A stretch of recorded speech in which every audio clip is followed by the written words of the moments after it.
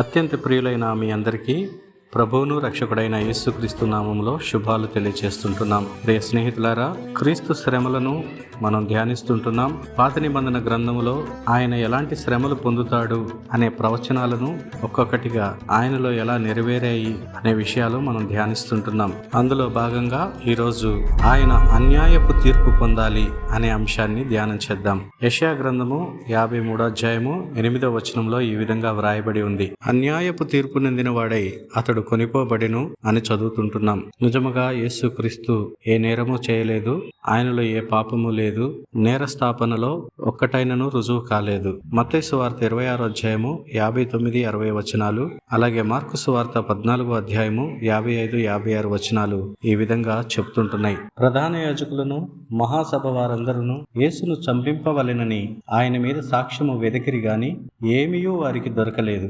అనేకులు ఆయన మీద అబద్ధ సాక్ష్యం పలికినను వారి సాక్ష్యములు ఒకదానికి ఒకటి సరిపడలేదు. చూసారా ప్రియ స్నేహితులారా, 71 మంది ఉండేటువంటి సన్హెద్రి మహాసభలో ప్రధాన యాజకుని సమక్షంలో ఒక్కరి సాక్ష్యం కూడా సరిపడలేదు. సభ బయట నుండి అనేకమైన అబద్ధ సాక్షులను వాళ్ళు పిలిపించారు, కానీ వారి నేరాలు కూడా రుజువు కాలేదు. నిజముగా ఆయన అన్యాయపు తీర్పు పొందాడు. అంత మాత్రమే కాకుండా ఆయనను అప్పగించినటువంటి ఇస్కరియోతు యూదా తను తప్పు చేశానని, నిర్దోషిని అప్పగించానని పశ్చాత్తాపడ్డట్టుగా మత్తయి సువార్త 27వ అధ్యాయము 3-4 వచనాల్లో చదువుతుంటున్నాం.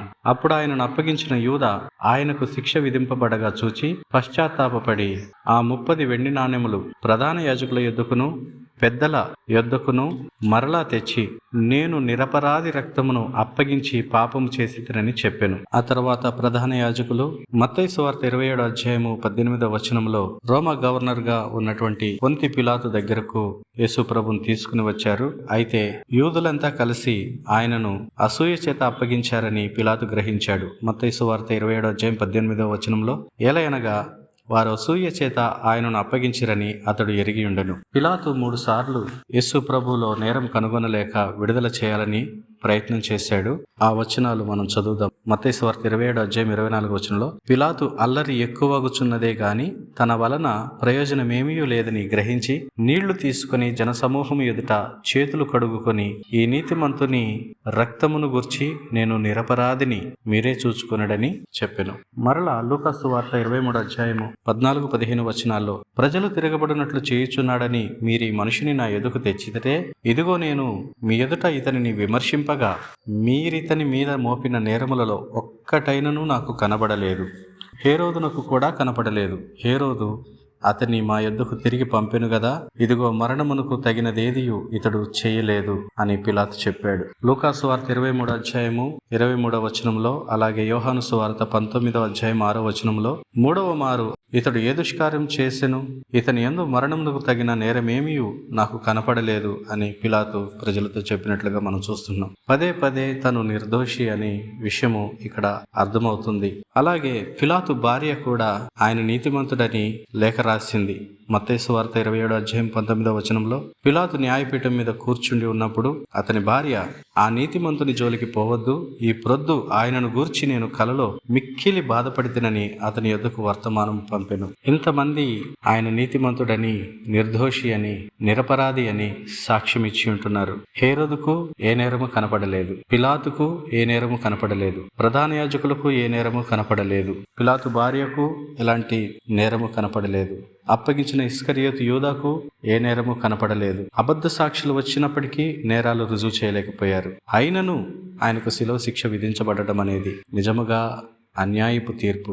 ఎందుకు ఇలా జరిగింది అని మనం లోతుగా ఆలోచన చేస్తే, ఆయన అన్యాయపు తీర్పు పొందిన వాడై కొనిపోబడాలనే యెషయా ప్రవచనం నెరవేరడానికి ఇదంతా కూడా జరిగి ఉంటుంది. ప్రియ స్నేహితులారా, దైవ సంకల్పంలో భాగంగా యేసుక్రీస్తు సిలువ వేయబడ్డాడు.